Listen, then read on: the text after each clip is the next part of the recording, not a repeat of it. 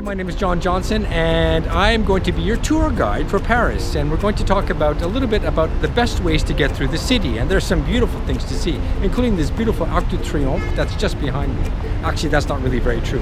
What we are going to talk about today are the 12 strategies of language learning. Let's go!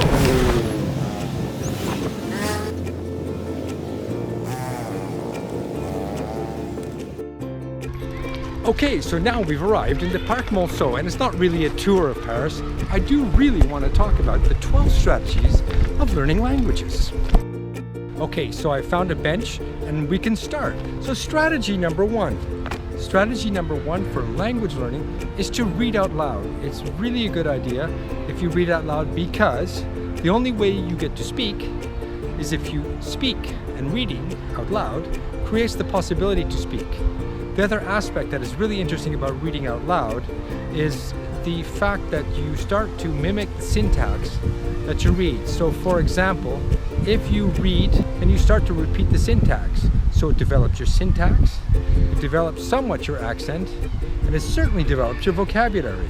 Now, a lot of people ask me, is it a good idea to be reading with vocabulary and to be looking up all of the vocabulary? I think in the beginning it's just a good idea to understand, and slowly but surely to acquire the vocabulary and to try and appreciate the whole process of reading. So, strategy number one is to read out loud.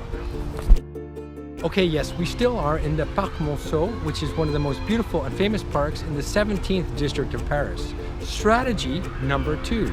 Strategy number two is to review the basics, because so often it's the fundamentals that mix us up, and it gives people a bad impression of the way we're communicating. And secondly, it gives us a bad feeling about the way we are supposed to work on something that is easy to do normally. So review the basics. The basics can be something like irregular verbs, cover your irregular verbs, or to be thinking about syntax or context, such as working with the present perfect and understanding how the present perfect works. I hope the kids aren't too noisy in the back.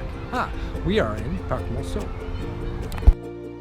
Okay, so this is number three. It's learning expressions. Things like beating around the bush. You shouldn't beat around the bush when you're trying to learn English, because it's important to be direct and communicative. So, what do expressions do? Expressions give people a stronger impression of your language learning, because they're the last part and one of the most complex things to master, because it doesn't usually, the expressions do not follow any specific order or process or logic or grammar in that case. For instance, you can say they need no introduction, or he need no introduction. It's not he needs no introduction, he need no introduction. So it's one of the most complex forms of working with languages, working with expressions, and it's something that I just wanted to let you know what I think, that learning expressions is something that gives people a stronger impression of your language capacity. So this is number three, work with expressions. Try to read a few articles every week. That's strategy number four. Reading a few articles every week gives you the opportunity to create, once again, greater knowledge.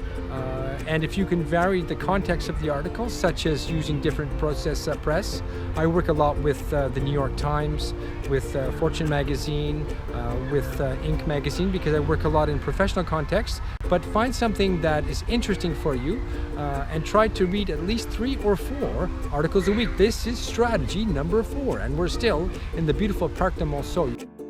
Okay, so now this brings us to number 5. And number 5, okay, as far as strategies are concerned, is to try to practice whenever you can, if you have opportunities. I remember visiting some family in Holland at one point, and they refused to let me speak any Dutch, and I have basic notions of it, because they absolutely insisted on speaking English.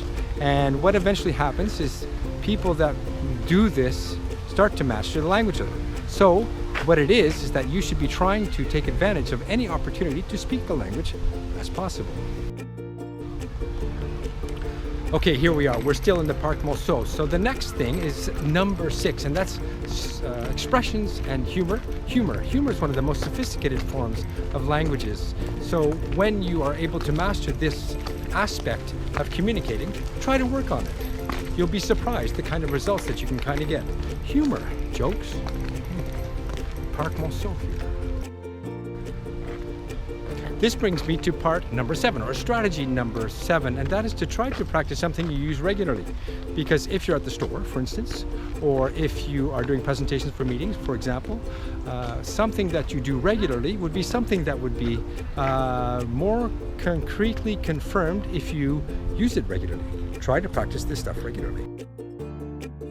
Okay, now we get to point number 8. Now, point number 8, or strategy number 8, is getting people to repeat. Because if, let's say you don't understand what somebody's saying, there's no problem in asking somebody to repeat.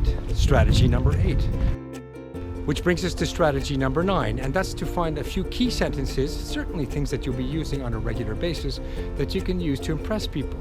Key sentences such as introductions, if that's part of your daily routine, or key sentences such as working in restaurants or presentations, if that's also part of your routine. Look at that behind me. There's the pyramid. I'm in Parc Monceau. Let me do a little bit of a tour. The next thing is strategy number 10. Strategy number 10 is to remember that your job is to communicate. So don't do anything else, but work on communicating with people. Okay, number 11, strategy number 11 is it's okay to make mistakes. That's one thing that I also learned in the way they communicate in Holland, the Dutch, is they don't mind if they make mistakes. They will make mistakes, you will make mistakes, and don't be embarrassed by it. Go for it. Strategy number 11.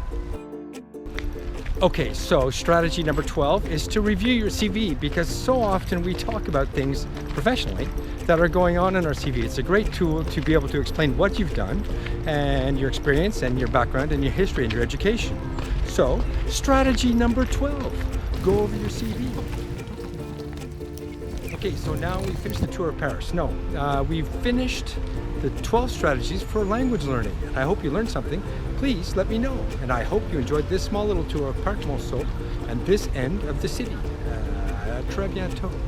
Bonne journée.